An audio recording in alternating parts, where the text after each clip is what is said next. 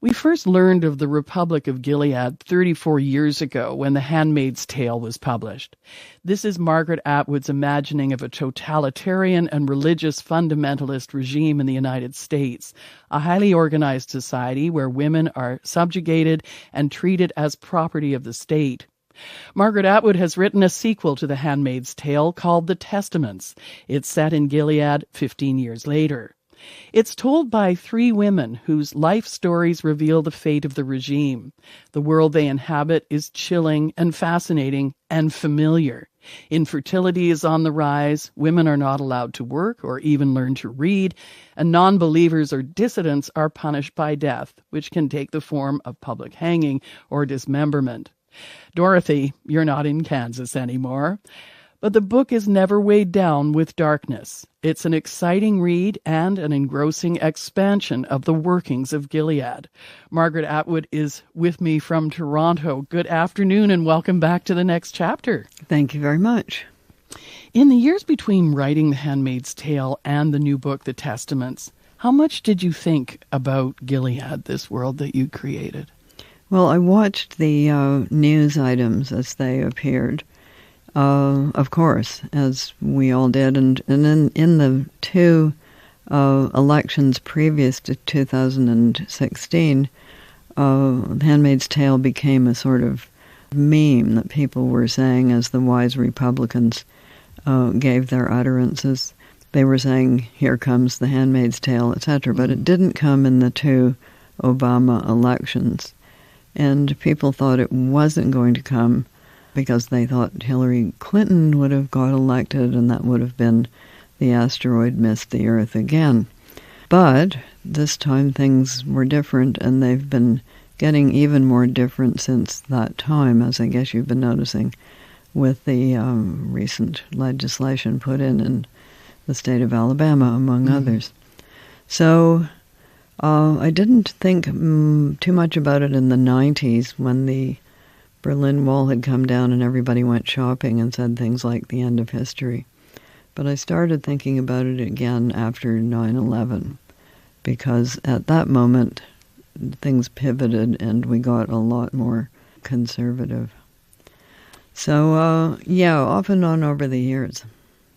Reading the Testaments, it's unsettling to think that this puritanical world where women are crushed and suppressed by the state actually feels more familiar than it did in 1985 when The Handmaid's Tale was published. And I'm sure you're going to hear this over and over again when you talk about the book. How do you suggest readers process that feeling? I can't tell readers how to process their feelings because every reader is an individual person. But if they're worried about the way things are going, first of all, vote next time. Why don't you? And second, you might read Madeleine Albright's book called Fascism, A Warning. And third, support mainstream media because you can sue them.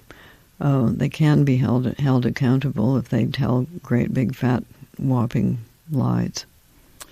There's one of your characters named something called nameless dread, and I think that was a feeling that I felt, and I'm not going to ask you to help me process it, but I did feel it, that's one of the sure. ways of doing it is name your dread. Yeah. Nameless dread. Let's find out what that is. So narrow it down a bit. Okay. Is it fear of bananas? No. Is it? Definitely not, unless that's a euphemism. But let's get to the book, and for someone who might not have read The Handmaid's Tale or seen the TV show, this is a fundamentalist world, and it's a throwback to Puritan society, but in contemporary times. I mean, that's just the broad strokes. How are women and men categorized by the state? It's a hierarchy. So some people have said, well, it's a feminist dystopia in that all women are treated horribly and all men are treated well. That's not true. The men at the top are treated well, and just remember, Sheila, the ants, if they get control of the picnic, will always rearrange the picnic so it's favorable to ants. So, of course, the people at the top of Gilead get the goodies, as people at the tops of hierarchies do, and then there's a descending order. So at the very bottom are the Econo families, with the econo men and the econo wives. And the econo wives have to do all of the functions. So they have to do the housework plus having the children, etc. Sound familiar to you. But up at the top, of course, are the wives of the commanders, and they're doing better than the men at the bottom. So it is in that respect a hierarchy rather than a two-sided arrangement in which all women do badly. And that is why Serena Joy has a lot of decisions to make. The wife of the wife of Commander Fred, who's one of the top guys. So within that society, of course, to keep women in their place, you would have what you always have when you're trying to keep a group in its place. You would have people from within that group who are given more power than the others within that group. So you have a cadre of aunts who are allowed to read, and they are in charge of keeping the other women in line. Of the three women that you have narrating the testaments, Aunt Lydia is the person who she's lived through the revolution that brought about Gilead, and she was also in The Handmaid's Tale. She has become as powerful as any woman can possibly be in Gilead, and she even says she's become swollen with power. How has she created her power? How has she amassed it? Well, what the aunts do in the society is they're the record keepers. And you would have to have record keepers in such a society because with all of these young women marrying older men, you'd have to keep track of the bloodlines. You'd have to make sure you weren't marrying somebody to their child. Right. So they've got all the records. The other women don't because, remember, they can't read. The aunts, therefore, know a lot of secrets. As with J. Edgar Hoover, secrets give you power. J. Edgar Hoover was the head of the FBI at a time when the FBI was accumulating a lot of power by having the dirt on people. So Aunt Lydia's got the dirt, and she's also got the record. She knows who is whom in the society. Who is who, excuse me. Who is whom, that was weird. Okay, so therefore, like a lot of people who had secrets, and all you have to do is go back to Renaissance society, priests, the Vatican, confessionals. She knows what people have really done, as opposed to what the facades are. You have power through those secrets as long as you don't actually use them, but use them behind the scenes to get what you want. Aunt Lydia was a former judge and one of the architects of the laws of Gilead. And the aunts is this nun-like order that she runs. And the aunts are the ones who indoctrinate young women into these laws. And purity is the greatest value a girl can have, a woman can have. What are young women taught about purity? Well, all you have to do is dial back maybe 100 years or so in Western society, and you get the same list of stuff. Or read Hamlet, it's the same kind of thing. So before being married, a girl ought to be a virgin. In fact, if not, that's the end of her. So that this was just something that went on, and still goes on in the rest of the world a lot. Mm-hmm. And therefore you want to marry the girls off as early as possible to make sure that nothing might happen in between, such as them having an affair or, Lord forbid. So that's a value, and it's a kind of an absolute value, as it was in Western society for really quite a long time. Mm-hmm. Some of the messages that the young girls and women receive about their abilities and biological destiny, I think, had a very strong whiff of the kinds of messages of the culture passed on to women, certainly of my age. And I remember this kind of cultural telegraphing: be cheerful, be a good girl, turn your frown upside down. What about you? Did you receive that kind of and Sheila, messaging? you do that so well.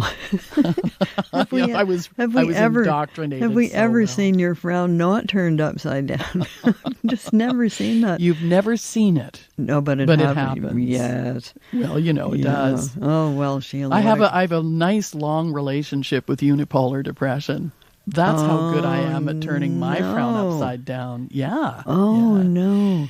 But you got that messaging too, not right? really, because No. I grew up in the woods with some pretty peculiar parents for those days. My mom was a tomboy, and my dad was a biologist, and they never said, you can't do that because you're a girl.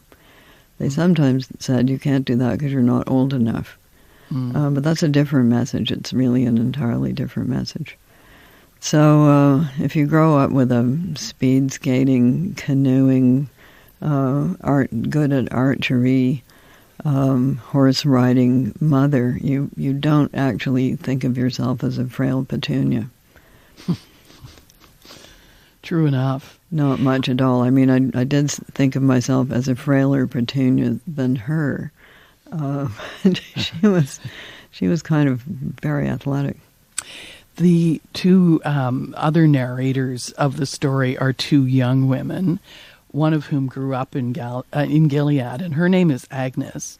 And when Agnes is betrothed, she's sent to Ruby's premarital prep. What do they learn at Ruby's? Stuff you'd like to know, Sheila. Good table manners. How to comport yourself.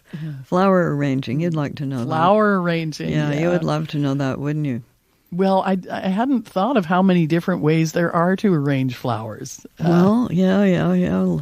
Narrow your horizons and you'll find out pretty quickly. French style, Japanese style. Yes, all of those many ways. Yeah. And what else did they learn? Decor. Petit point. Well, they've been learning that in primary school, too. A lot of petit point. And other handicrafts. So, as you'll recall from The Handmaid's Tale, Serena Joy was very big on the knitting.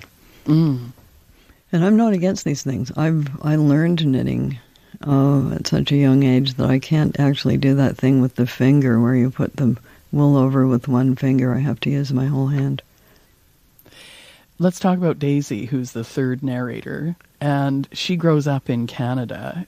And we learn that she has a connection to Gilead. And I'm not going to go into that. But she's giving witness testimony. What does Daisy's story mean to the whole novel, to the testaments? Wow, it's very kind of hard to talk about this without giving away the plot. But let us say that you have two girls, one of whom grew up inside Gilead, and one of whom grew up outside Gilead, and then they meet. And their meeting is very consequential for Gilead, because one of the things that always interested me over the years was, we know from The Handmaid's Tale that Gilead ultimately collapsed. That's why we have it being the subject of historical study 200 plus years later. So, but we weren't told how it would collapse. And these kinds of regimes generally collapse in the following ways: corruption and betrayal from within, attack from without or both, or other generations come along who don't have the burning ideological fervor of the founders, and they morph into other ways of being and behaving. So we know that Gilead collapsed, we're just not told how. And the Testaments explores how. The ants in training learn to read from Dick and Jane readers, and that was one of the ways I first learned to read too. But these ones, yeah, I know, it's so creepy, and it was just, I think it was pretty well over by the time I was in grade 1. My younger sister didn't have to learn Dick and Jane. But these ones are altered. These Dick and Jane readers are altered. Well, how are they changed? You have to cover up the arms and legs and put on a head covering, don't you? You do, right? And then they're painted in. Absolutely. You don't want any arms and legs sticking out where people might see them. Too exciting. Well, it's just, not done. I can remember being in Poland before the wall came down and witnessing a large march of the Catholic Church, which was the unofficial opposition to the communist regime at that time, which was why everything cracked open in Poland first. There was a strong enough opposition. But I was there with a 6-year-old child who was in a summer dress, and this old woman tapped me and pointed to her little bare arms coming out of her summer dress and shook her head in a very disapproving way. So this stuff is around. Yeah, it sure is. I mean, you can't have bare shoulders walking into the Vatican, for instance. Well, I can see that. You don't want to inflame all those celibate men in there. You don't want them inflamed. The girls, the young women in Gilead, well, one of the first things that Daisy has to experience when she arrives in Gilead from Canada is a particution. Yes. So a particution is a sort of group dismemberment of somebody that the regime has condemned. And it is done by the handmaids themselves, one of their few moments of joyful holiday release is tearing another human being apart. But, when you've been suppressed so long, it can be quite a high. So think French Revolution and the Princesse de Lamballe, whose head appeared on a long stick outside the window of Marie Antoinette. What happened to the rest of her body? I don't think we've ever been told. But I have a list of people who have been torn apart. Nothing went into the Handmaid's Tale or into the Testaments that has no precedence in human history itself. You wrote an article in the New York Times about the Handmaid's Tale in the era of Trump, and you said it wasn't a prediction. In fact, it was an anti-prediction. Well, it's the kind of thing you write in the hopes that it will not happen. Mm. So if you actually want people to fall into a deep, dark hole ahead on the road, you don't say anything about it. You just let them to proceed along. If you think they might, you say, look out for the big, deep, dark hole. But you also said if this future can be described in detail, maybe it won't happen. But wishing doesn't make it so. No. No. No. Well, I think the Americans have got a lot of kick in them, one way or another. And you'll notice that they did elect a lot of Democrats at the midterms. Your fans asked you for more after The Handmaid's Tale. Is this your last word on Gilead in terms of writing about it? Sheila, never say never. Okay. We all have that list of writers who said, that's me, I'm done, now I'm going to retire and grow flowers. And in a lot of cases, that just didn't happen. It's like saying you're going to have a farewell tour, and then you're going to have another farewell tour, and after that you're going to have another farewell tour. So are we at the we're ready for your close-up Miss Desmond moment? Is it the end of Sunset Boulevard? Wait and see.